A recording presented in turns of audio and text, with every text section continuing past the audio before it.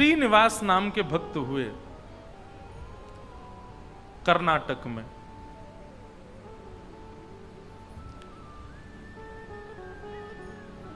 उनकी पत्नी का नाम लक्ष्मी था, लक्ष्मीबाई, और मूल रूप से भी वो लक्ष्मीपति ही थे। इतना धन था उनके पास में, इतने धनवान अरब खरबपति थे। लेकिन एक बात आपको कहें, बुरा नहीं मानिएगा अगर कोई यहां बहुत बड़ा लक्ष्मीपति बैठा हो,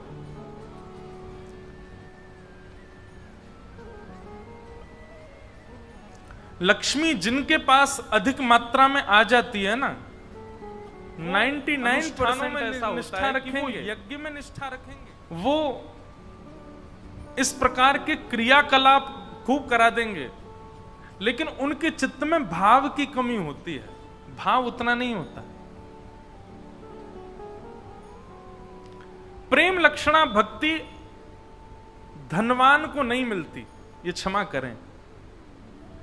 प्रेमी भक्त जितने ठाकुर जी के मिलेंगे, वो बात अलग है कि कोई मीराबाई जैसी कोई एकाधी ऐसे निकलते हैं कि जो राजघराने में होते हुए भी ठाकुर जी के परम भक्त हो जाते हैं, नहीं तो वैभव जब चारों ओर होता है ना, ठाकुर जी की प्रेम लक्षणा भक्ति चित्त में नहीं आ पाती। तो श्रीनिवास जी बहुत धनवान थे, लेकिन बिल्कुल भी दान नहीं करते थे, पुण्य नहीं करते थे, बिल्कुल भी किसी को धन देते नहीं थे, महाकंजूस थे। लेकिन उनकी पत्नी जो थी वो परम भक्ता, परम वैष्णवी। पत्नी की भक्ति से ठाकुर जी के चित्त में आया कि ये इतनी भक्ता है तो इसका पति भी भक्त होना चाहिए। यही बात मैं बताना चाहता हूं कि जब मां भक्त होती है तो पुत्र के ऊपर मां के भक्ति के प्रभाव से पुत्र में वो अंश आ जाते हैं भक्ति के, और वो ठाकुर जी प्रदान करते हैं। पत्नी की भक्ति से कई बार पति भक्त हो जाता है। माताओं की भक्ति लगती है पूरे परिवार को। तो श्रीनिवास जी की जो पत्नी है लक्ष्मीबाई, वो बड़ी भक्त है, पर श्रीनिवास जी धनवान तो खूब हैं, पर दान पुण्य कुछ नहीं करते। ठाकुर जी के मन में आया कि लक्ष्मीबाई तो इतनी हमारी भक्त है, इसका पति श्रीनिवास भी हमारा भक्त होना चाहिए। तो ठाकुर जी एक दीनहीन से ब्राह्मण का रूप बना करके एक सामान्य से बड़े अति दीन ब्राह्मण का रूप बना करके श्रीनिवास जी की दुकान पर आ गए। उनका बढ़िया कुछ व्यापार था, वहां पहुंच गए। श्रीनिवास जी बोले, कहिए विप्र देवता, क्या सहायता करें आपकी? बहुत ध्यान से सुनिएगा। भगवान दीन इनसे ब्राह्मण बन के कहे, बोले देखिए आप तो नगर सेठ हैं, आप पर तो इतना धन है, आपका तो इतना बड़ा व्यापार है, मेरे बालक का जनेऊ संस्कार यज्ञोपवीत होना है, मुझ पर ज्यादा धन नहीं है, यदि आप मेरी थोड़ी सी सहायता कर देंगे तो मैं अपने पुत्र का जनेऊ संस्कार कर दूंगा। श्रीनिवास जी ने मन में विचार किया, बोले कि आज इसकी सहायता कर दी तो कल कहेगा बेटे का ब्याह है, उसके लिए कर दो, फिर उसमें कर दूंगा, कहेगा बेटे के बेटा हुआ, उसमें सहायता कर दो। ये लगा ही रहेगा, एक बार सहायता कर दूंगा तो हमेशा के लिए इसके द्वार खुल जाएंगे, आता ही रहेगा कुछ ना कुछ मांगने। तो श्रीनिवास ने कह दिया, आज मैं बहुत व्यस्त हूं, आप कल आ जाना, जैसी आज्ञा। दूसरे दिन फिर से ठाकुर जी आ गए, दीन इनसे ब्राह्मण। बोले आपने आज बुलाया था, आप कुछ सहायता कर दीजिए। अब वो अपना काम वाम इधर उधर करने लगा, दिखाने ऐसे लगा कि बहुत व्यस्त है। श्रीनिवास जी फिर बोले, आप कल आइएगा, मैं आज भी बहुत व्यस्त हूं, मैं कल आपसे मिलूंगा। ठाकुर जी बड़े दीनहीन, बड़े सरल, जैसी आज्ञा, मैं कल आ जाऊंगा। फिर चले गए। तीसरे दिन फिर ठाकुर जी आ गए। श्रीनिवास बोला, ये तो रोज आ जाता है, क्या करूं इसका? श्रीनिवास जी ने बाहर कुछ 2-3 बालक बैठा दिए, बोले जैसे ही ये ब्राह्मण आता देखे मुझे बता देना, मैं कहीं भाग जाऊंगा, मैं मिलूंगा ही नहीं इसको। रोज कल कल कल करते करते 3 महीने बीत गए। अब तो ऐसी स्थिति हो गई कि जैसे ही ब्राह्मण आता दिखता, श्रीनिवास कहीं से भाग जाता और सबको ये बोल देता इसको बोल देना है ही नहीं, चले गए कहीं बाहर। कब आएंगे? बोले 2 महीना बाद आएंगे। 2 महीना की तो छुट्टी मिले। ठाकुर जी बोले मैं 2 महीना प्रतीक्षा कर लूंगा, 2 महीने बाद आ जाऊंगा। और ठीक उस तिथि के 2 महीना बाद ठाकुर जी फिर आ गए। अब कोई हम आप जैसा व्यक्ति होता तो फिर अपना स्वाभिमान देखता, अरे क्या रोज रोज इसके द्वार पर जाना। लेकिन वो तो ठाकुर जी है ना, ठाकुर जी को स्वाभिमान थोड़ी रहता है। ठाकुर जी को तो ये इस पर कृपा करनी है मुझे, वो तो ढीठ बन जाते हैं। और ढीठ भी नहीं, हमारे ब्रज में तो ऐसा विनोद में कहते हैं ठाकुर जी महाढीठ बन जाते हैं। एक बार एक भक्त की कथा आती है कि उससे सब लोग कहते थे गंगा जी स्नान करने जाओ। वो गंगा जी इसलिए नहाने नहीं जाता था कि वहां पंडे पुजारी पकड़ लेंगे, कहेंगे दक्षिणा दो। वो दक्षिणा नहीं देनी पड़े इसलिए गंगा जी नहीं नहाता था। पत्नी ने एक दिन कहा मैं भोजन नहीं बनाऊंगी और मैं मायके चली जाऊंगी अगर आप गंगा स्नान करके नहीं आए तो गंगा स्नान करने गया तो साधारण घाटों पे नहीं गया, उस घाट पे गया जहां पर शव जलाए जाते हैं। वहां पे पंडे पुजारी होते ही नहीं है। बोले वहां नहाऊंगा तो कोई नहीं आएगा। कंजूसों की भी। अच्छा एक और चीज, हमने कई भक्तों के चरित्र देखे, कंजूसों से भी ठाकुर जी की बड़ी मैत्री है। दान पुण्य करने वाले तो ठाकुर जी के हैं ही, लेकिन जो कंजूस होते हैं ना ठाकुर जी उनका भी पीछे छोड़ते नहीं है। कैसे ना कैसे भी करके उनका पैसा निकलवाते ही हैं।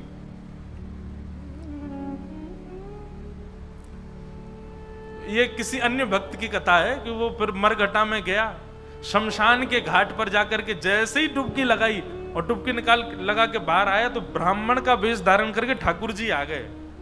आइए आइए यजमान, जय हो, बड़े दिनान में देखो। बोले तुम यहां भी आ गए? बोले हम तो सब जगह रहते हैं। लाओ लाओ भैया, आज हमारी सुबह से किसी ने तिलक बिलक नहीं किया, लाओ चलो कुछ दक्षिणा दो। वो कथा बड़ी लंबी है, बड़ी प्रसिद्ध भी है। उसने कहा घर आ जाना, तो ठाकुर जी घर पहुंच गए। पत्नी ने कहा बाहर ब्राह्मण खड़ा है उसको दक्षिणा देनी है। कंजूस व्यक्ति बोला, बोले उनसे कह दो आज बीमार हैं, कल आ जाएगा। पत्नी ने जाके कह दिया, बोले हमारे पतिदेव तो बीमार हैं। बोले यजमान बीमार हो गया, मैं तो यहीं बैठ करके उसका अनुष्ठान करूंगा, जब तक ठीक नहीं हो जाएगा अनुष्ठान करता रहूंगा मैं। ठाकुर जी भारी जपमाला लेकर के बैठ गए। पत्नी ने अंदर जाके बताया, बोले वो तो बाहर अनुष्ठान कर रहे हैं, तुम ठीक हो जाओ तब जाएंगे। मन में विचार करने लगा, बोले जाएगा नहीं। सुनो बाहर जाके उसको कह दो पतिदेव तो पधार गए, भगवत धाम चले गए। पत्नी बोली 1 रुपया ही तो देना है, दे दो जाके। बोले क्यों दे दो, तुमको क्या पता कितनी मेहनत से कमाया जाता है, मना कर दो, कह दो पधार गए वो तो। पत्नी बेचारी थोड़ी रोती रोती सी गई, बोले आप अब चले जाओ, पतिदेव तो पधार गए। ठाकुर जी बाहर ब्राह्मण बन के बैठे। ठाकुर जी बोले मेरे यजमान पधार गए, अंतिम संस्कार मैं करा के जाऊंगा। मेरे यजमान है, उनकी शव यात्रा में जाऊंगा, उनकी अर्थी मैं बनवाऊंगा, चिता में लकड़ियां मैं लगवाऊंगा, अपने हाथ से एक एक लकड़ी रखवाऊंगा और मैं वेद मंत्र बोलूंगा, मेरे मंत्रों के उच्चारण से उनके अग्नि संस्कार होगा। मुझे नहीं चाहिए दक्षिणा, आप मत देना मुझको, अब मैं मुफ्त में उनका संस्कार करा के जाऊंगा। पत्नी दौड़ी दौड़ी गई, बोले 1 रुपया निकाल के दे दो, वो तो संस्कार कराने को तैयार है तुम्हारे।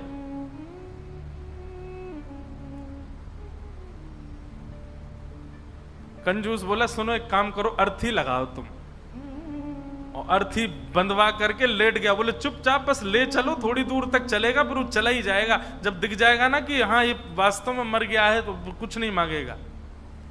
महाराज अर्थी पर चढ़ गया, राम नाम सत्य बुलवाता हुआ जा रहा है शमशान, लेकिन 1 रुपया नहीं दे रहा है।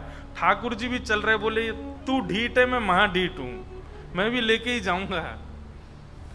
शमशान पहुंच गए, वहां पर चिता बन गई, चिता में शव को रख दिया। उसका छोटा बच्चा वो पिता अपने पिता के पास जाके, पिताजी दे दीजिए ना, वो यहीं खड़ा है, वेद मंत्र बोल रहा है, आपके सारे तो पिंडदान करवा दिए उसने, अब दे दीजिए उसको। बोले तू कुछ मत कर, तू परिक्रमा लगा के चिता में अग्नि लगा, जैसे ही थोड़ी अग्नि प्रज्वलित होगी ये चला जाएगा, मैं उठ के बाहर आ जाऊंगा। बालक ने जैसे ही चिता में अग्नि लगाई, चिता जलने लगी। ठाकुर जी के मन में विचार आया, बोले भैया भगत, मैं हारा तू जीता, तू निकल के बाहर आ। तुरंत उसका हाथ पकड़ करके खींचा और ठाकुर जी अपने रूप में प्रकट हो गए। वाह भाई, तेरी कंजूसाई पर हम तेरे पर न्यौछावर हो गए, वाह ऐसी कंजूसाई। ऐसे अद्भुत अद्भुत भक्त हुए ठाकुर जी के। तो ऐसे ही थे ये श्रीनिवास। 6 महीना तक ब्राह्मण को लटकाए रखा, लेकिन उसको पैसा नहीं दिया। लेकिन रोज आकर के बैठ जाएं ठाकुर जी, तो बोले मेरे बेटे का यज्ञोपवीत होना है, कुछ दे दीजिए। श्रीनिवास ने कहा इससे बचने का कोई और उपाय ढूंढना पड़ेगा। और उसने क्या किया, खोटे सिक्के जो कहीं नहीं चलते, खोटे सिक्के, पुराने सिक्के जो जिनका कहीं अस्तित्व नहीं है, जिनको कोई लेता तक नहीं है, उनकी 2 थैलियां बना करके, 2 पोटलियां बना करके रखी। और आज जैसे ही भगवान आए तो दोनों पोटलियां उनके हाथ में थमा दी। बोले ये लो पैसा, तुमने मांगा मैंने दिया, अब कल से मत आना यहां पर। ठाकुर जी तो सब जानते हैं, अंतर्यामी। भगवान ने जैसे ही देखा, कहा बोले ये तो खोटे सिक्के हैं, ये तो कहीं चलेंगे ही नहीं, इनका तो कोई प्रयोग ही नहीं होगा। बोले देखो बात हुई थी धन देने की, धन मैंने दे दिया, अब खोटा दूं अच्छा दूं ये मेरे ऊपर है। तुम मंगता हो, मैं दानी हूं, मैं चाहे जो दूं, तुम मना नहीं कर सकते, लेके जाओ इनको। ठाकुर जी बोले कृपा तो इस पर मुझे करनी है, चाहे जो हो जाए। ठाकुर जी चुपचाप श्रीनिवास के घर पहुंच गए। और घर जाकर के उनको पता था कि पत्नी परम भक्ता है। उसके आगे जाकर के ठाकुर जी तो रोने लगे और रोते रोते बोले 6 महीना से श्रीनिवास जी मुझको रोज बोल देते हैं कल आओ कल आओ कल आओ, और 6 महीना बाद आज मुझको ये फूटी हुई कौड़ियां दे दी हैं, खोटे सिक्के दे दिए, कहीं नहीं चलेंगे। मैं अपने पुत्र का कैसे करूं यज्ञोपवीत संस्कार। वो तो परम भक्ता थी, उसका हृदय तो इतना द्रवित हो गया, इतनी व्याकुल हो गई, क्या करूं, मेरे द्वार पर ब्राह्मण देवता मांगने के लिए आए हैं और 6 महीना से परेशान ब्राह्मण देवता हैं। तुरंत दौड़ करके भीतर गई और अपनी अलमारी के अंदर से उनके पिता ने एक सुंदर नासिका में पहनने वाला एक क्या बोलते हैं उसको, नथनी, वो नथनी उनको दी थी, जिसकी कीमत हजारों लाखों में थी उस समय पर। मतलब कि अगर उसको बेच दिया जाए तो खूब सारा धन लिया जा सकता था, इतनी महंगी। अंदर तिजोरी के अंदर वो छुपा करके रखी थी श्रीनिवास ने ही। तुरंत वो तिजोरी से निकाल करके और अपनी जो नथनी थी ब्राह्मण देवता को प्रदान कर दी। बोले आप इसको ले जाइए और आप अपने पुत्र का बड़े प्रेम से आनंद से यज्ञोपवीत संस्कार करो। ठाकुर जी तो बड़े प्रसन्न हो गए। ठाकुर जी उस नथनी को लेकर के सीधे श्रीनिवास की दुकान पे ही गए और दुकान पे जाके बोले देखो आपने तो खोटे सिक्के दिए, उनसे तो कोई काम बन नहीं रहा, अब मुझे एक दानी ने एक स्वर्ण की सामग्री दी है, आप उसको गिरवी रख करके मुझे 100 सोने की मोहर दे दो। श्रीनिवास बोला दिखाओ क्या दिया है। तो जैसे ही वो नथनी दी, वो नथनी तो देखते ही वो समझ गया ये तो मेरी पत्नी की है। उसने घुमा घुमा करके देखा और उसने मन में आया, बोले पत्नी है भी ऐसी, बड़ी सीधी है, भोली है, भक्त है, ये जरूर घर जा करके रोया होगा और उसने इसको निकाल, लेकिन उसने मुझसे पूछे बिना दे दी। श्रीनिवास ने कहा ठीक है मैं देता हूं, रुको। भीतर गए और अपनी दुकान की तिजोरी में ले जा करके वो नथनी श्रीनिवास ने रख दी और बाहर आकर के कहा अभी मुझ पर मोहर नहीं है, आप कल आइए, कल 100 सोने की मोहर लेकर के जाइएगा मुझसे। भगवान बोले कल दे देंगे ना आप? बोले पक्का दूंगा, मैंने आपकी रख ली ना, नथनी अपने पास रख ली, सोने की मोहर कल दूंगा, अभी जाओ। ठाकुर जी तो वहां से चले गए। श्रीनिवास क्रोध में तिलमिलाता हुआ, आंखें लाल पड़ी, चेहरे का ताम्रवर्ण हो गया, घर पहुंचा अपने। घर में जाते ही चिल्लाने लगा, कहां हो, बाहर आओ निकल करके। पत्नी दौड़ी दौड़ी आई, क्या हुआ क्या हुआ? बोले सुनो, तुम्हारे पिता ने जो तुमको नथनी प्रदान की थी बड़ी बहुमूल्य, उसमें बहुत सारे रत्न लगे हैं, बहुत सुंदर एक हीरा लगा, जरा लेके तो आना, मुझे देखनी है वो। अब पत्नी घबराने लगी, बोली वो तो मैंने ब्राह्मण को दे दी, और श्रीनिवास अपनी तिजोरी में रख करके आए थे। इधर उधर घूमने लगा और बार बार पूछे कहां है नथनी, जल्दी लेकर के आओ। पत्नी घबरावे, थोड़ी देर में बोला यदि तुम लेकर के नहीं आई तो तुमको जीवित गाड़ दूंगा मैं, तुम्हारी मृत्यु कर दूंगा मैं, जल्दी लेकर के आओ, भीतर जाओ। श्रीनिवास का क्रोध देख करके जो लक्ष्मीबाई उनकी पत्नी थी वो कक्ष के भीतर गई, अंदर से किवाड़ लगा करके खूब रुदन करने लगी, स्मरण करने लगी, हे जगतनाथ, हे प्राणनाथ, मैंने अपराध किया है कि मैंने अपने पति से बिना पूछे घर की सामग्री किसी को दे दी, पर वो किसी दरिद्र व्यक्ति को तो नहीं दी, किसी गलत स्थान पर तो नहीं दी। एक ब्राह्मण बेचारा केवल अपने परिवार का पालन करने के लिए कुछ मांग रहा है, 6 महीने से परेशान था, उसको यदि मैंने दी, इसमें भी आपकी सेवा का भाव रखा मैंने, क्योंकि मैंने सुना है कि ब्राह्मण आपके मुख हैं, कोई ब्राह्मणों की सेवा करता है तो वो आपके मुख की सेवा के समान होता है।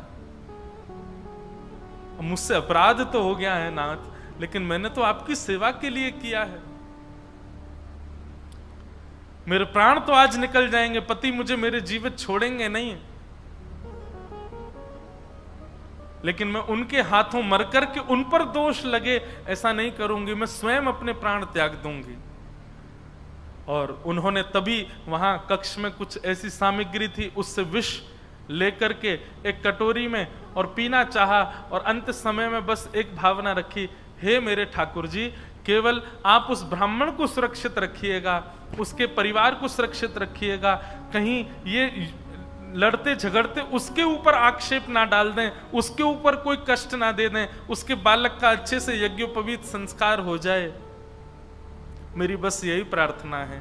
मैं प्राण इसलिए नहीं त्याग रही हूं कि मेरे साथ कुछ गलत हुआ, कुछ अन्याय हुआ, मैं प्राण इसलिए त्याग रही हूं नाथ कि कहीं मेरे पति के ऊपर कोई आक्षेप ना लगा दे, और आप नाथ कृपा करना, मेरे तो प्राण निकल जाएंगे पर मेरे जीवन की शेष भक्ति जो है वो मेरे पति के जीवन में आ जाए। ऐसा कहते ही जैसे ही विष मुख के पास लेकर के पान करने लगी लक्ष्मीबाई, तभी एक खनक जैसी हुई, एक आवाज जैसी आई, नेत्र खोल करके देखा तो जो नथनी थी उनकी वही ऊपर से गिरी है उस विष की भरी हुई कटोरी में। नेत्र खोल करके देखा तो ये तो वही नथनी है, ये तो मेरी ही नथनी है, ये यहां कैसे आ गई? ठाकुर जी को बार बार धन्यवाद कहने लगे, निश्चित ही श्री ठाकुर जी ने कृपा करके ये मुझे प्रदान कर दी। तुरंत उस पात्र को दूर रख करके नथनी हाथ में लेकर के, भगवान पर विश्वास तो उनका था ही, प्रसन्न मुद्रा में द्वार खोल करके बाहर आई और बाहर आकर के श्रीनिवास जी को दिखा दी, लीजिए ये लो नथनी। अब यहां श्रीनिवास का दिमाग घूम गया, बोले नथनी तो मैं अपनी तिजोरी में रख करके आया हूं, ये अंदर से कैसे निकाल के लिए आई? उसने नथनी पकड़ी, बोले ये तुम्हारी है ना? बोले हाँ मेरी है, देखिए ना वही हीरा है, वही रत्न है, वही स्वर्ण है। श्रीनिवास बोला हाँ है तो वही। वो कुछ नहीं, बात ही नहीं करी, नथनी लेकर के सीधा अपनी दुकान पर गया, और दुकान पर जाकर के तिजोरी जो कि यथावत जैसी ताला आदि लगा के गया, जनेऊ में चाबी फंसा रखी थी, चाबी निकाल करके जैसे ही तिजोरी खोली और तिजोरी खोल करके भीतर देखा तो जिस तिजोरी में नथनी रखी थी वो वहां थी ही नहीं। श्रीनिवास तो व्याकुल हो गया, बोले ये कैसे संभव हो सकता है। वो तो घर गया, घर जाकर के पत्नी से कहने लगा, बोले मुझे सब सत्य बताओ, मुझे पता है कि ये नथनी अंदर नहीं थी, लेकिन मुझे सत्य जानना है कि ये अंदर आई कैसे। मैं तुम्हारे हाथ जोड़ता हूं, मुझे सत्य बताना। तब पत्नी ने सारा वृत्तांत बताया। बोले एक ब्राह्मण 6 महीने से आपकी दुकान के चक्कर लगा रहे थे, आपने उनको कुछ नहीं दिया, वही मेरे पास आए तो मुझे कुछ नहीं मिला, तो मैंने वो नथ उनको प्रदान कर दी। बस मैंने उनको प्रदान की थी, अब आपको कैसे इसका पता चला ये नहीं। तो फिर आगे श्रीनिवास ने बताया, बोले ब्राह्मण मेरे पास आए और मेरे पास आके नथनी को उन्होंने गिरवी रखा, 100 सोने की मोहर मांगी थी, मैंने कल आने के लिए उनको कहा, मैंने तिजोरी में रखी, लेकिन तुम्हारे पास कैसे आई अंदर। पत्नी ने बताया, बोले जब आप बहुत क्रोध करने लगे तो भीतर जाकर के मैं विष पान करने की योजना बना रही थी, और जैसे ही मैंने विष अपने मुख से लगाया तभी खनक करके आवाज आई, और जिस पात्र में विष था उसमें नथनी अपने आप आकर के गिर पड़ी। ये बात सुनते ही श्रीनिवास रुदन करने लगे, रोने लगे, और रुदन करते करते उनको वो बार बार ब्राह्मण की छवि दिखाई देने लगी, और बार बार उसकी छवि में ठाकुर जी का रूप दिखने लगा। वो स्मृति आने लगी कि जब मैं कह देता था कल आ जाना, तो बेचारे ऐसे हाथ जोड़ करके, ठीक है बाबूजी मैं कल आ जाऊंगा, पर कल आप दे देंगे ना मेरे पुत्र का यज्ञोपवीत होना है। ये सारी स्मृति श्रीनिवास के चित्त में उठने लगी, और ये विश्वास प्रगाढ़ हो गया कि ये सामान्य ब्राह्मण नहीं थे, साक्षात ठाकुर जी थे, और ये ठाकुर जी अनुग्रह करके मुझसे दान कराने के लिए आ रहे थे। अरे दान क्या कराने आ रहे थे, मेरे आगे हाथ जोड़ करके मांगने के लिए आ रहे थे। मैं जप नहीं करता, तप नहीं करता, संध्या नहीं करता, साधना नहीं करता, वो मेरे द्वार पर ठाकुर जी आकर के ऐसे खड़े हो जाते थे भिक्षुक के भांति कि कुछ दे दो। मैंने ठाकुर जी को भिक्षुक बनाया, मैंने ठाकुर जी को प्रतीक्षा करवाई, मैंने ठाकुर जी को टालता रहा। अपनी पत्नी के चरण पकड़ लिए, बोले तुम्हारी भक्ति किस योग्यता है, मैं तो घोर नास्तिक हूं, मैंने तो अपने जीवन में कुछ भी अच्छा नहीं किया, ये तुम्हारी भक्ति का प्रभाव कि ठाकुर जी मुझ पर अनुग्रह करने के लिए आ रहे हैं। मैंने ठाकुर जी को टहलाया, मैंने ठाकुर जी से प्रतीक्षा करवाई, मैंने ठाकुर जी को इतना कष्ट दिया इस संपत्ति के लिए, इस धन के लिए।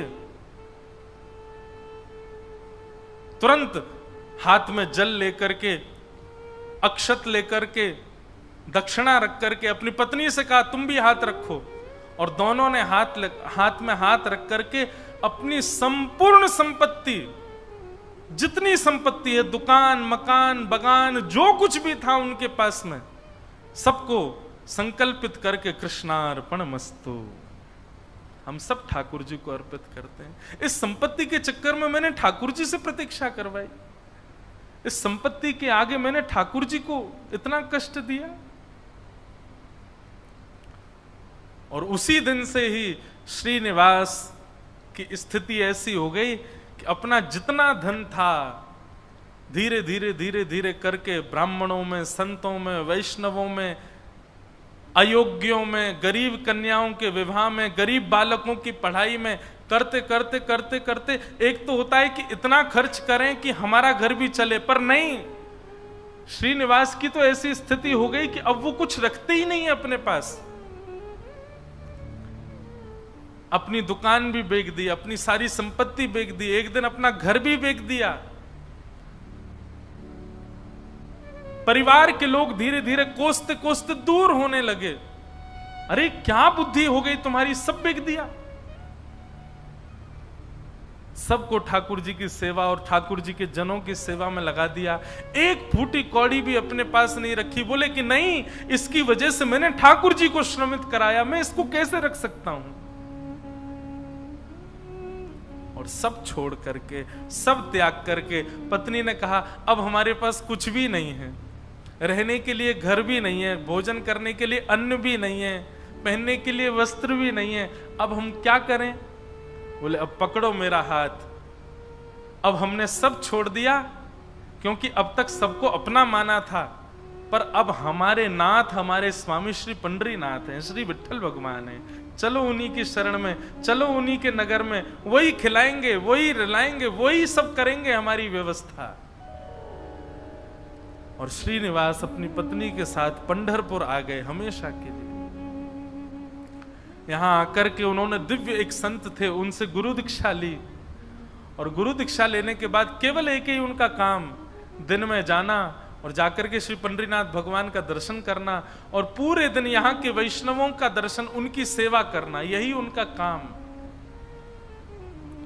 दीक्षा के बाद गुरुदेव ने उनको दूसरा नाम प्रदान कर दिया। दीक्षा में एक नाम दिया जाता है, और अब तक उनका नाम श्रीनिवास था, अब उनका नाम पुरंदर दास हो गया।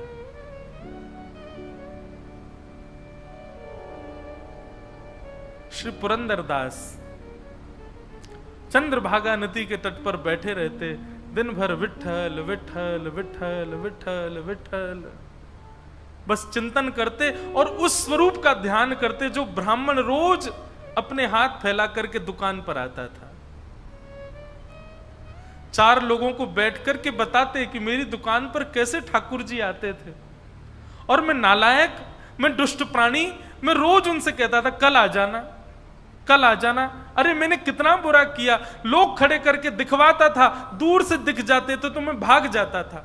मेरे द्वार पर साक्षात जगन्नाथ आते थे, और मैं उनके साथ ऐसी लीला करता, ऐसा कपट करता था। उस कपट का ही दंड दे रहा हूं खुद को। और उसी स्थिति में रहते रहते रहते रहते श्री पुरंदर दास जी एक कवि के रूप में निर्मित हो गए, और ठाकुर जी की सुंदर सुंदर रचनाएं लिखने लगे, सुंदर सुंदर पदावली, सुंदर सुंदर भाव। लेकिन पुरंदर दास जी का यह भाव है कि वो अधिकतर रचनाएं कन्नड़ भाषा में ही लिखते थे, और सुंदर रचनाएं करके श्री पंडरीनाथ भगवान को सुनाया करते थे। पंढरपुर आने वाले भक्त पुरंदर दास जी की रचनाएं सुनकर के आनंदित हो जाते थे, और श्री पंडरीनाथ भगवान के सन्मुख कीर्तनकार जा जा करके उस रचनाओं को गाया करते थे। इस प्रकार पुरंदर दास जी अपना जीवन शेष समय एक कवि के भांति भगवान लीला चिंतन करते करते उन्होंने ठाकुर जी के श्री चरणों में अपने प्राणों का परित्याग कर दिया। कहने का अभिप्राय,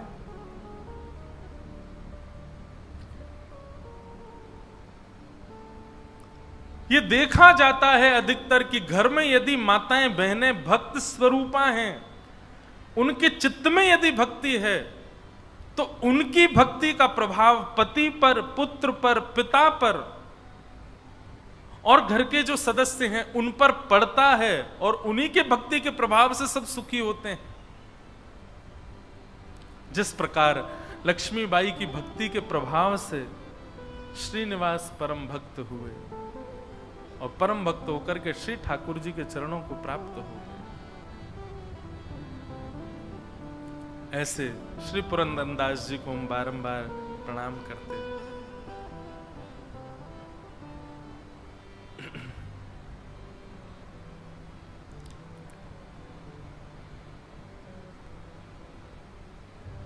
अच्छा हूं या बुरा हूं, जैसा भी हूं तुम्हारा, अच्छा हूं या बुरा हूं, जैसा भी हूं तुम्हारा। श्री ठाकुर जी से एक प्रार्थना, अवगुण हम सबके अंदर हैं, किसी में क्रोध है, किसी में काम है, किसी में लोभ है, किसी में ईर्ष्या है, पर नाथ आप कृपा करो न, जैसे पुरंदर दास के एक लोभ के गुण को आपने भक्ति में परिवर्तित कर दिया, ऐसी हमारे भी अवगुणों को ठाकुर जी आप परिवर्तित कर दीजिए ना। हम ये बात तो समझ चुके हैं कि हम जैसे भी हैं ठाकुर जी आप हमको स्वीकार करते हो। श्रीनिवास महाकंजूस थे लेकिन आपने फिर भी उनको स्वीकार किया ना। ऐसे हम में भी बड़े अवगुण हैं नाथ, पर आप स्वीकार कर सकते हो, आप हमें स्वीकार करो ना। अच्छा हूं या बुरा हूं, जैसा भी हूं तुम्हारा। अच्छा हूं या बुरा, जैसा भी हूं तुम्हारा। अच्छा हूं या बुरा हूं, जैसा भी हूं तुम्हारा। अच्छा हूं या बुरा, जैसा भी हूं तुम्हारा। ठुकराओ ना मुझे अब, ठुकराओ ना मुझे, ओ चरणों में सर झुकाऊं। ठुकराओ ना मुझे, चरणों में सर झुकाऊं। हे प्रभु मुझे बता दो, चरणों में कैसे आऊं। हे प्रभु मुझे बता दो, चरणों में कैसे आऊं। माया के बंधनों से छुटकार कैसे पाऊं। माया के बंधनों से छुटकार कैसे पाऊं। हे प्रभु मुझे बता। श्री पंडरीनाथ भगवान की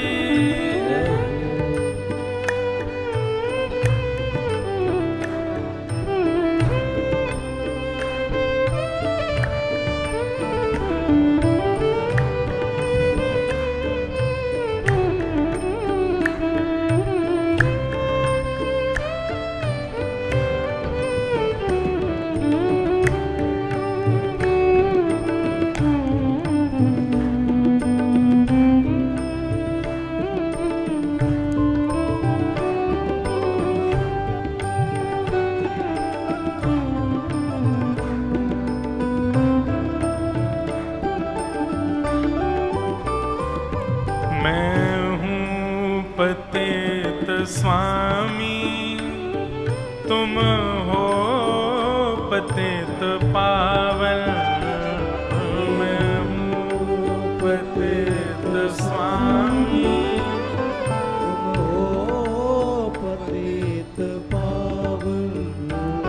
मैं हूँ पतित स्वामी, तुम हो पतित पावन।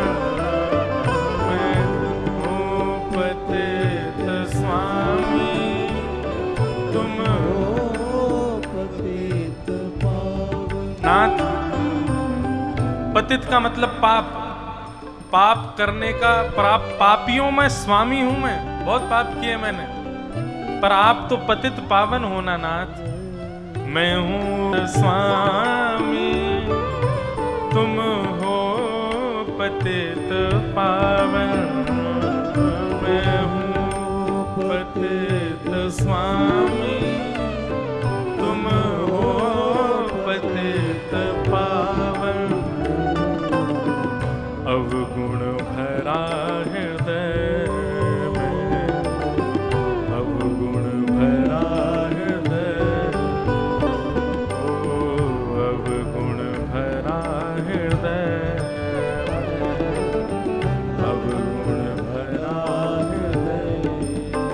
ओ इसे कैसे मैं दिखाऊं।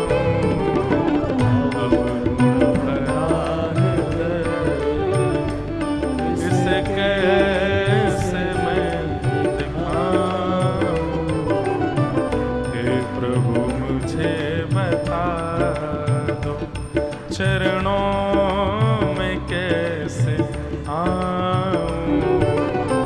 हे प्रभु मुझे बता दो, चरणों में कैसे आऊं। माया के बंधनों से छुटकार कैसे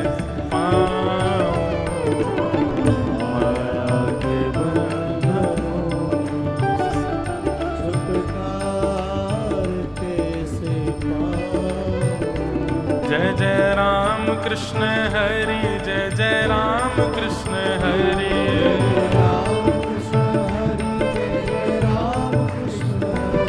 जय जय राम कृष्ण हरि, जय जय राम कृष्ण हरि,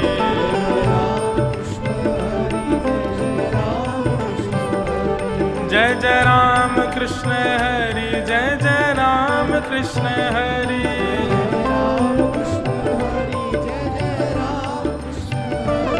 जय जय राम कृष्ण हरि, जय जय राम कृष्ण हरि, जय जय राम कृष्ण हरि,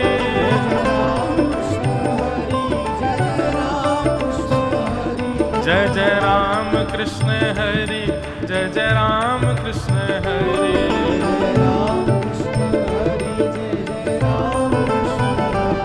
जय राम कृष्ण हरि, जय जय राम कृष्ण हरि,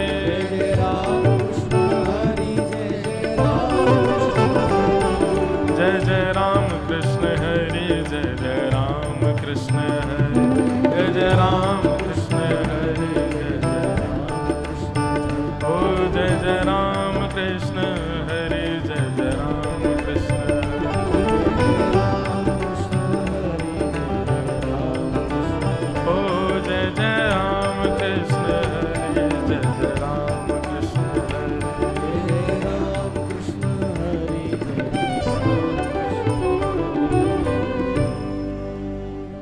हम जैसे भी अनाथ आप हमें स्वीकार करो। और ये बात निश्चित है कि कलयुग में हमारा जन्म हुआ है, पृथ्वी पर हम आए हैं, तो गुणवान तो हम नहीं हैं। एक बात हमारी बहुत ध्यानपूर्वक सुनिएगा बंधुओं, संसार में कोई भी व्यक्ति सर्वगुण संपन्न हो ही नहीं सकता। संसार में व्यक्ति सर्व दुर्गुण रहित हो ही नहीं सकता। उसका अंदर कोई ना कोई दुर्गुण तो है, चाहे वो कोई महाराज है, कोई संत है, कोई बहुत बड़ा आदमी क्यों ना हो, दुर्गुण किसी के अंदर नहीं हो, ऐसा हो ही नहीं सकता। आप पृथ्वी पर जन्मे हो, पृथ्वी पर बैठे हो, पृथ्वी पर जी रहे हो, इसका मतलब आपके अंदर दुर्गुण है। हम लोग बस केवल इन भजन मार्ग से, भक्ति पथ के मार्ग से उन दुर्गुणों का सेटलमेंट कर रहे हैं, थोड़ा उनको सही करने का प्रयास कर रहे हैं। गलत हम सब ने किया है अपने जीवन में, दुर्गुण हम सबके अंदर है जीवन में, दूषित विचारधारा हम सबके चित्त में आती है, राग द्वेष अभिनिवेश काम क्रोध लोभ मोह सबके अंश हैं हमारे अंदर।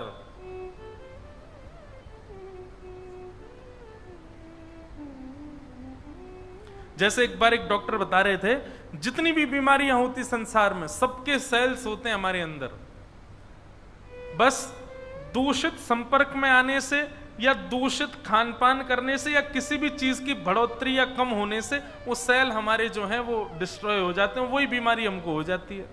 ठीक वैसे ही सारे अवगुण हैं हमारे अंदर, काम क्रोध लोभ मोह ईर्ष्या द्वेष अभिनिवेश अहंता ममता चिंता, सब कुछ है हमारे अंदर। चोरी चकारी हम सब कर सकते हैं, खान पान दूषित खाना दूषित पीना, इन सबकी स्थिति हमारे अंदर है। बस हम बाह्य कुछ सत्संगों के प्रभाव से, गुरुजनों के प्रभाव से, वातावरण के प्रभाव से हम सब चीजों से धीरे धीरे बच के निकल जाते हैं, है सब कुछ हमारे अंदर।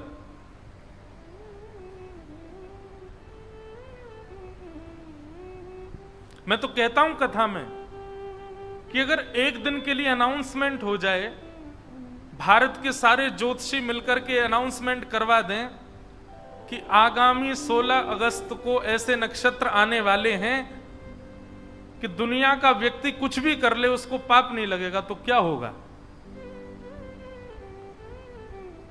सारे ज्योतिषी मिलकर के कहते हैं 16 अगस्त को, और सुनिए, अगर पूरे दिन की छूट दे दी तो फिर बहुत ही बुरा हो जाएगा।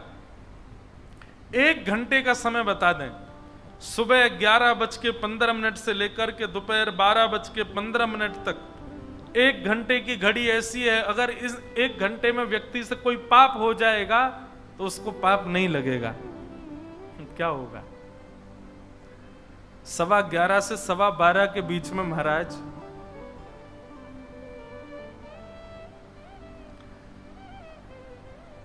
कथा आदि सुनने वाला, अपने आप को बड़ा संभाल के रखने वाला, अपने आप को बड़ा व्यवस्थित रखने वाला भी सोच लेगा 1 घंटे का ही तो समय, कुछ कर ही लेते हैं, पाप तो लगना नहीं है इसमें।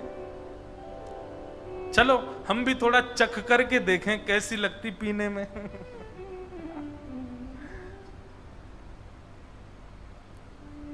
सब कुछ है हमारे अंदर, बस किसी के संपर्क में आने से, कुछ विचारधाराओं से, कुछ स्थिति से, कुछ सिचुएशन से वो सेल जो है हमारे अंदर वो एक्टिवेट हो जाता है सब कुछ हमारे अंदर। तो नाथ,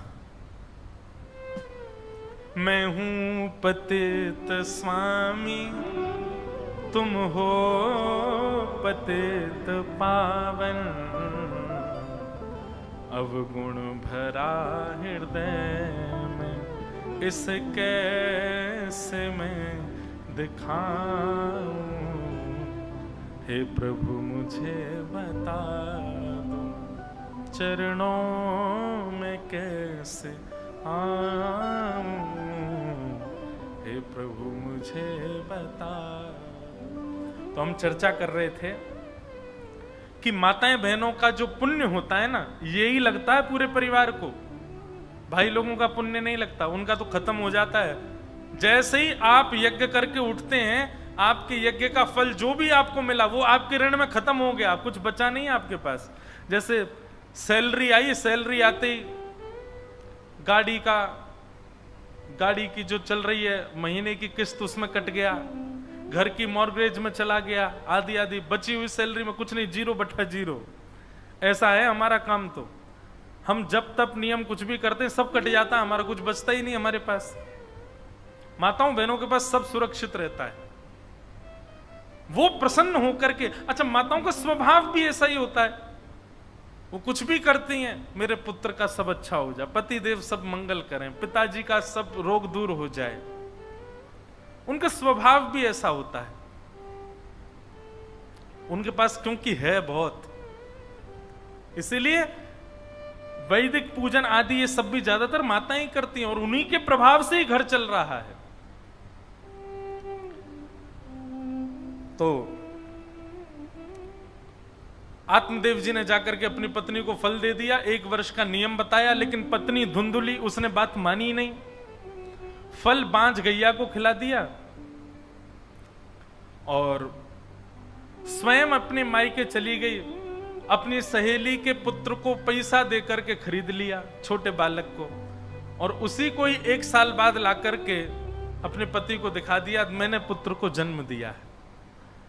आत्मदेव बड़े प्रसन्न हो गए। बालक का नामकरण हुआ। धुंधुली ने कहा मेरा नाम धुंधुली, बेटे का नाम धुंधुकारी। पतिदेव बोले जैसी तुम्हारी इच्छा। नामकरण बंधुओं, एक बात हमारी बात बहुत मानिएगा, नामकरण सदैव ब्राह्मणों से पूछ करके और किसी संत गुरुजन या फिर किसी श्रेष्ठ व्यक्ति के द्वारा ही रखना चाहिए। आजकल नए नए गुरुजी आए हैं संसार में, गूगल गुरुजी, वही नामकरण करते हैं बालकों का। इसीलिए बालक देखिए एडिक्टेड भी उस गूगल के ही हैं। क्यों? नामकरण ही गूगल जी ने किया है उनका।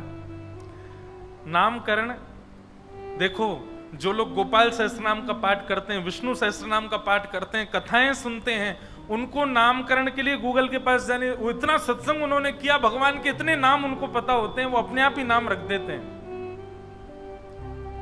ऐसा भी हो सकता है आपने किसी की कथा सुनी और उस कथा में आपने कई सारे भगवान के नाम सुने थे, और जब बालक घर में जन्म लिया तो आपने कथा का चिंतन करके कि मैंने कथा में एक नाम सुना था भगवान का और वो नाम रख दिया, तो यह भी उचित है।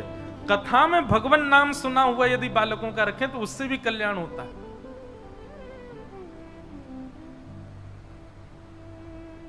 नाम बहुत सोच समझ के रखना चाहिए, नाम से ही प्रभाव पूरे जीवन पर पड़ता है। अब विचार कीजिए, नाम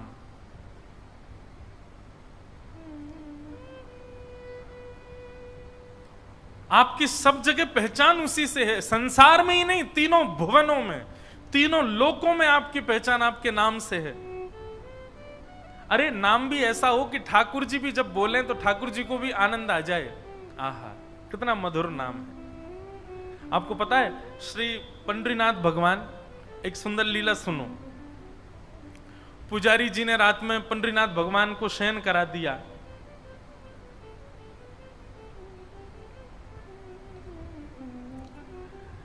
शयन कराने के बाद पुजारी जी जैसे ही गए, और जैसे ही शयन मुद्रा में पुजारी जी गए तो उनको स्वप्न में एक दृश्य दिखाई दिया। और वो दृश्य क्या दिखाई दिया, एक क्षण के लिए, कि ठाकुर जी सोए नहीं है, उठ के बैठ गए और रुक्मणी जी करताल बजा रही हैं और ठाकुर जी नाच रहे हैं। ये दृश्य देखते ही उनकी आंख खुल गए, और आंख खुल करके उनको लगा कहीं ऐसा तो नहीं कि मैंने सेज वेज अच्छे से नहीं लगाई हो, ठाकुर जी सोए नहीं हूं इसलिए मुझे संकेत दे रहे हो कि मैं सोया नहीं हूं, मुझे आके सुला जा। पुजारी जी दौड़े दौड़े मंदिर में गए, और जैसे ही पंडरीनाथ भगवान के मुख्य गर्भगृह में पर्दा हटा करके देखा तो प्रत्यक्ष रूप से क्या दिखाई दिया, श्री रुक्मणी जी करताल बजा रही हैं वास्तव में, और श्री ठाकुर जी अपने हाथ, दोनों भुजाएं जो कमर पर रहती हैं उनमें करताल लेकर के, और श्री ज्ञानोबा तुकाराम, ज्ञानोबा तुकाराम, ज्ञान देव तुकाराम, ज्ञानोबा तुकाराम नृत्य कर रहे हैं। पूरा विश्व विठल विठल गा करके नृत्य करता है, और श्री ठाकुर जी अपने भक्त का चिंतन करके नृत्य करते हैं। ज्ञानोबा तुकाराम, ज्ञान देव तुकाराम। इसीलिए हमारे यहाँ के ये ऊपर लिखा है ना, पुंडली कवरद हरि विठल श्री ज्ञान देव तुकाराम, श्री पंडरीनाथ भगवान की। ठाकुर जी को भक्त नामावली बड़ी प्रिय है, अपने भक्तों का नाम बहुत प्रिय है। इतना आनंद ठाकुर जी को आता है, तो नाम भी ऐसा हो बालकों का कि ठाकुर जी को भी लेने में सुख आवे। क्योंकि भक्त जब भक्त बन जाता है तो ठाकुर जी उसके नाम के संकीर्तन करते हैं। आहा, यहां मीराबाई गाती है मेरे गोपाल मेरे गोपाल मेरे गोपाल, और जब मीराबाई गाते गाते सो जाती हैं तो उनके गोपाल जी गाते हैं मीरा गोपाल मीरा गोपाल मीरा गोपाल। ठाकुर जी मीराबाई का संकीर्तन करते हैं और मीराबाई ठाकुर जी का। ज्ञानदेव तुकाराम श्री नामदेव जी ठाकुर जी का कीर्तन करते हैं और ठाकुर जी उनका कीर्तन करते हैं।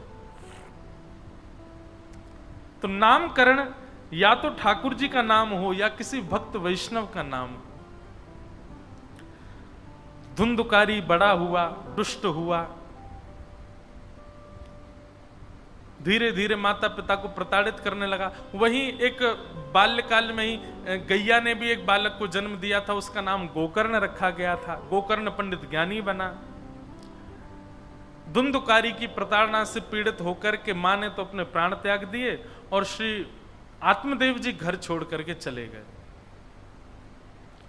आत्मदेव जी जैसे ही वन में गए, वन में गोकर्ण जी महाराज ने उनको ज्ञान उपदेश किया कि देहे स्थिमां सरुधिरे भीमतिम त्यजत्वम जाया सुतादिषु सदा ममतां विमुञ्च पश्यानिशं जगदिदं क्षणभङ्गुनिष्ठं वैराग्य राग रसिको भव भक्ति निष्ठ। देहे स्थिमां सरुधिरे अभिमतिम त्यजत्वम। पिताजी, मानव को दुख देने वाली दो चीजें होती हैं, अहमता और ममता। दो कारणों से मानव दुखी होता है संसार में, चाहे कोई भी मानव हो। सबसे पहला दुख का कारण होता है अहमत्व, अपने आप को कुछ समझना। जब आपके अंदर अहम की मात्रा होगी तो आपको बात बात पर बुरा लगेगा, बात बात पर गुस्सा आएगा, बात बात पर आपको कष्ट होगा। अहमत्व दुख का पहला कारण। और दुख का दूसरा कारण है ममत्व। मेरा बेटा, मेरी बेटी, मेरा मकान, मेरी दुकान, मेरा भाई, मेरा मित्र, मेरा सखा, मेरा बंधु, मैं और मेरा, ये दो ही दुख के कारण हैं। यदि मैं पना भी चला जाए और मेरा पना भी चला जाए, वो उस व्यक्ति को दुनिया में कोई दुखी नहीं कर सकता। बहुत ध्यान से सुनिएगा, आपके अंदर ये दोनों स्थिति नहीं है, मैं और मेरा। मैं भी कुछ नहीं हूं और मेरा भी कुछ नहीं है। बताओ फिर दुखी कैसे होगे? बताओ। आपको किसी ने कह दिया, अरे भाई तुम तो निशाचर हो, बोलता रहे, मैं अपने आप को कुछ मानता ही नहीं, तू निशाचर कह रहा है, मैं तो ये भी नहीं मानता। चलो ये तो रही आपकी बात। आपसे कोई आगे कहे तुम्हारा बेटा इतना गलत काम कर रहा था, कौन किसका भाई? सब अपना भोग भोग रहे हैं, सब अपना प्रारब्ध भोग रहे हैं, मेरा कोई नहीं है। मैं और मेरा, ये दोनों जब आपके अंदर एक्टिवेट होते हैं तभी आप दुखी होगे, नहीं तो इन दोनों के इनएक्टिव होने से आपको संसार की कोई पीड़ा पीड़ित नहीं कर सकती। आप कहोगे महाराज जी ये दोनों इनएक्टिव कैसे होंगे? करने नहीं है, हो भी नहीं सकते, अब तो बिल्कुल नहीं हो सकते। संसार कितना विचित्र है ना। बचपन में जब बालक जन्म लेता है ना, उसके अंदर ये दोनों चीजें इनएक्टिव होती हैं। मैं और मेरा ये दोनों ही नहीं होते उसके अंदर। बालक को जन्म लेते ही कोई कह दे, अरे राम ये कैसा काला, कितना रोता है, कैसा है, कैसे नक्षत्रों में हुआ है, बालक को कोई फर्क पड़ेगा? उसके अंदर मैं है ही नहीं। बालक के जन्म लेते ही घर में कोई घटना घट जाए तो भी बालक को पीड़ा नहीं, क्योंकि मेरा उसका कुछ नहीं है। उसको हम सिखाते हैं, मैं और मेरे में हम ही लोग उसको मानते हैं। बालक किसी की गोद में गया, उसको ऐसे थप्पड़ मार दिया, उसको नहीं नहीं नहीं नहीं बेटा ऐसे नहीं कर दी, तुम्हारी बहन है ये तुम्हारा भैया है, तुम्हारे चाचा, बोलो चाचा। उसको आसक्ति तो हम ही सिखाते, और इसमें कोई आप लोग नहीं, मैं भी इसी में ही पढ़ा हूं। मदालसा कहती हैं बालक कैसा होता है? शुद्धोषि मुक्तोषि निरंजनोषि संसार मायाम परिवर्जितोषि संसार मायाम परित्यज्य निद्राम मदालसा वाक्योवाच वालम। वैसे तो ये प्रैक्टिकल अब हो नहीं सकता, लेकिन यदि किसी ने कर लिया कि बालक को जन्म लेने के बाद मैं और मेरे पने से यदि विलग रखा जाए, 8 वर्ष तक तो मैं और मेरे के भाव में उसको आने ही मत दो।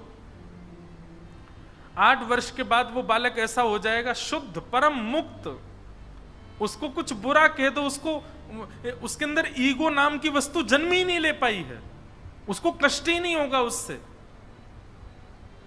और मेरेपन का भाव भी नष्ट हो जाए तो दुनिया में कुछ भी हो जाए उसको उससे भी कुछ नहीं होगा, वो परम शांत हो जाएगा।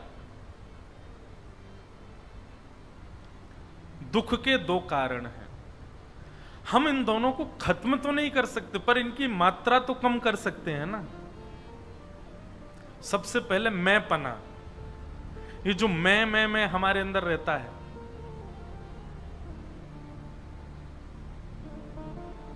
इसको निकालो। आपसे कोई 4 बात बुरी कह दे तो आपको कष्ट नहीं होना चाहिए, और आपको 5 बात कोई अच्छी कह दे तो आपको फूलना भी नहीं चाहिए। सुख में फूलो मती, दुख में भूलो मती, प्राण जाए मगर नाम भूलो मती, काम की वासना को मिटाते चलो, कृष्ण गोविंद गोपाल गाते चलो।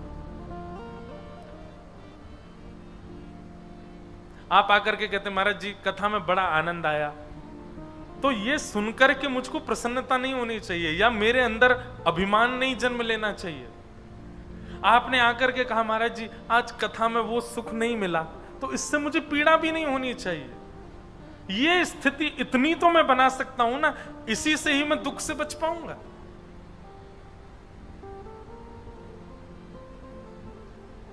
मैं और मेरा, इन दो स्थितियों में आप सम हो जाओ, आपको दुनिया में कोई दुखी नहीं कर सकता। फिर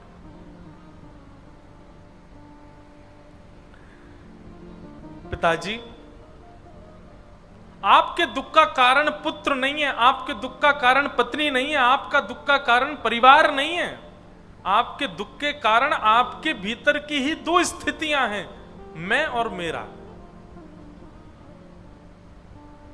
पहले आप इसलिए दुखी थे कि मेरे कोई संतान नहीं है, मेरे कोई बालक नहीं है, मेरा जीवन ऐसे ही निकल गया।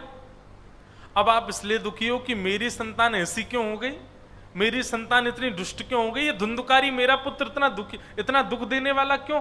दोनों स्थितियों में आपके दुख का कारण मेरा है। इसको निकाल दीजिए, आप कभी दुखी नहीं होंगे।